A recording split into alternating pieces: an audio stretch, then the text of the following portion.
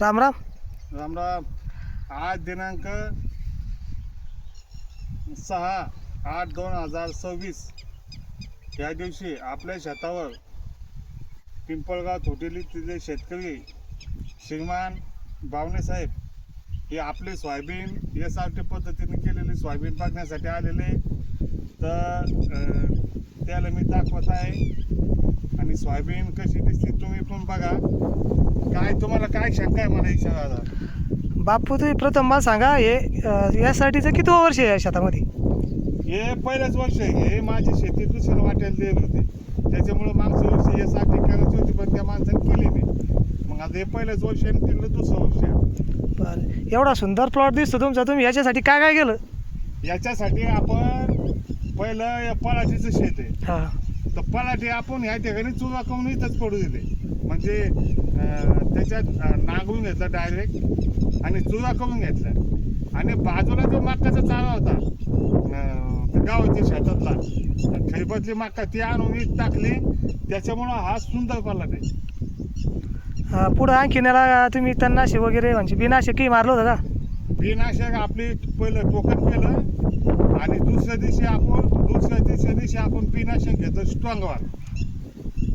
आणि याला जो बेशल डोस आहे 3 बॅग सुपर फॉस्फेट, अर्धी बॅग पोटॅश, अर्धी बॅग युरिया आणि 7 किलो गंधक हे आपण बेड पाडायच्या अगोदर टाकलं होतं. बेडवर टाकलं होतं का? नाही, बेड पाडायच्या आधी फेकून दिलं वावरात. अगोदर फेकून दिलं आणि मग बेड पाडले आणि मग 15 दिवसांनी टोकन केली. म्हणजे आता याला खत टाकून जवळजवळ 2 महिन्याच्या पुढे झाले. म्हणजे उन्हाळ्यातच आपण याला खत टाकलं होतं.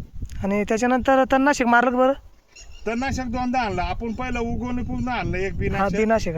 आणि आता आज 6 दिवस झाले, 5-6 दिवस तेव्हा आपण याला त्याच्यावर हे घेतलं काय शाखेत काही वावरात शाखेत आणि काही वावरामध्ये आपण ते हे घेतलं गोडसी.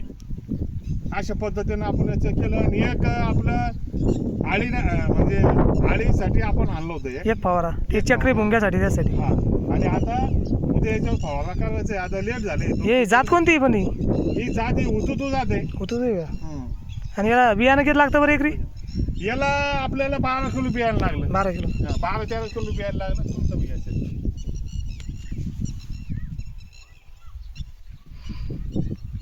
आणि तुम्ही बघू शकता असं चौकून फिरवा याला कसं एक सारखा पलाट आहे.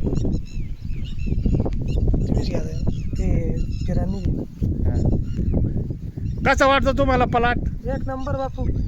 तुम्ही चौकडं बघा कसा वाटतो. एक नंबर आहे. तुम्हाला शोभून दिसतो असा प्लॉट आहे. शोभून द्या मग दिसायला मीच काळा आहे, मला काय शोभून द्यायचं आहे. आम्हाला शोभून दिसणार plot आहे. हे बघू शकता तुम्ही. आणि याच्यात आपण तूर घेतलेली आहे बघा. हा, तू मस्त आहे ना. तू जवळपास 12 फुटावर आहे ना? हा, 2 बेड सोयाबीन आणि 1 बेड तूर आहे. बघू शकता तुम्ही. हे 2 बेड सोयाबीन आहे, 1 बेड तूर आहे. अशा पद्धतीनं हा प्लॉट आहे.